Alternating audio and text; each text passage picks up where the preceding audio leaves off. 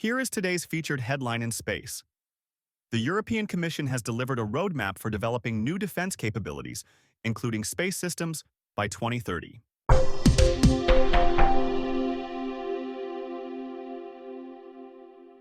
Today is October 20th, 2025, and you're listening to Space News First Up. Here are today's other top headlines. Planet secured its first win as a prime contractor in a National Geospatial-Intelligence Agency commercial analytics program. German launch startup HyImpulse raised 45 million euros, $53 million. And South Korean launch company Innospace received final approvals for its first orbital launch attempt. First Up is produced by Space News, the industry standard for professional space journalism. Visit spacenews.com for breaking news, policy updates, and original analysis. We begin today with news that the European Commission has delivered a roadmap for developing new defense capabilities, including space systems, by 2030.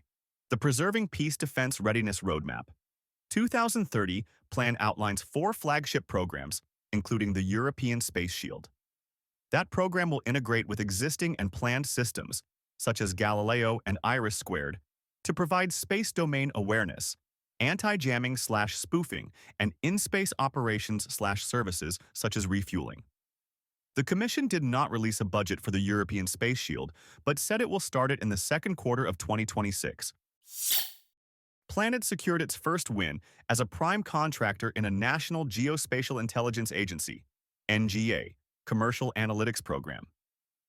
Planet announced last week it won a $12.8 million contract to deliver maritime data and analytics for regions across the Asia-Pacific as part of NGA's LUNO program.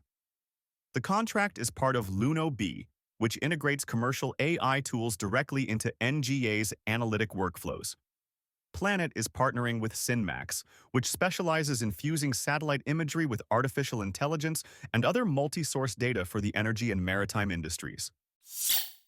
German launch startup HyImpulse raised 45 million euros, $53 million. The company announced last week it raised 15 million euros in a Series A equity round, combined with 30 million euros in public funds, such as grants. The company is working on SL-1, a small launch vehicle capable of placing 600 kilograms into low Earth orbit using a hybrid propulsion system. The company demonstrated that technology in a 2024-sounding rocket launch and expects to start launching SL-1 in 2027. The company, though, is behind some European competitors and failed to make the cut this summer in the European Launcher Challenge. South Korean launch company Innospace received final approvals for its first orbital launch attempt. The company said Sunday that it received a commercial launch authorization from the South Korean Space Agency KASA, allowing it to proceed with a launch attempt of its Hanbit Nano rocket in a 1-month window that opens October 28th. The launch, from the Alcantara Space Center in Brazil, will carry 5 small sats for Brazilian and Indian customers, as well as 3 hosted payloads and a branding model item, an empty aluminum can, from a South Korean beverage company. Hanbit Nano is designed to put up to 90 kilograms into orbit, and the company has plans for larger vehicles. Discover your next mission in the space industry with the Space News Job Exchange. Visit jobs.spacenews.com to find top aerospace roles and connect with leading employers. And for employers, use discount code JOBEX for 15% off your next purchase. In other news, China conducted the first launch for the 1,000 Sails constellation since March on Friday. A Long March 6A rocket lifted off from the Taiyuan Satellite Launch Center at 3:08 a.m. Eastern and put into orbit Polar Group 18 for the 1,000 Sails, or Qianfan mega constellation. The number of satellites launched Friday was not explicitly stated, but 18 satellites were launched on each of the previous missions for the project. Separately, a KS Space Kinetica 1, Ligian 1, rocket lifted off Saturday at 11:33 p.m. Eastern from the Jiuquan Satellite Launch Center.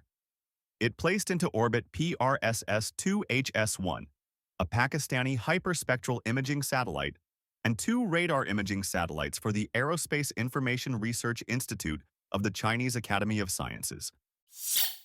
Space.com reports that SpaceX performed two Falcon 9 launches of Starlink satellites 2 hours apart Sunday afternoon. One Falcon 9 lifted off at 1:39 p.m. Eastern from Cape Canaveral, Florida, putting 28 Starlink satellites into orbit. The launch was the 31st flight of that Falcon 9 booster, designated B1067, a record for the company. A second Falcon 9 lifted off at 3:24 p.m. Eastern from Vandenberg Space Force Base in California, also putting 28 Starlink satellites into orbit. There were initially concerns that the second stage shut down early, based on on-screen telemetry during the webcast, but the company said the launch was successful. With the two launches, SpaceX has now launched more than 10,000 Starlink satellites, of which nearly 8,700 are in orbit. Share your company's news with the entire space industry through Stellar Dispatch, the press release service from Space News. Learn more and use discount code SD2106 for 15% off when you submit yours at spacenews.com/stellardispatch. GG Press reports that weather will delay the launch of a new Japanese cargo spacecraft to the International Space Station by several days.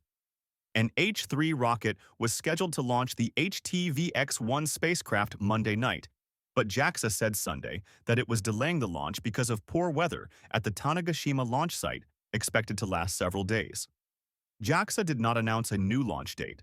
The launch will carry the first HTVX, an upgraded version of the HTV cargo spacecraft. The Australian Broadcasting Corporation reports a large piece of debris found in Western Australia may be from a Chinese launch. The debris was found Saturday near an iron mine and appears to be made of carbon fiber.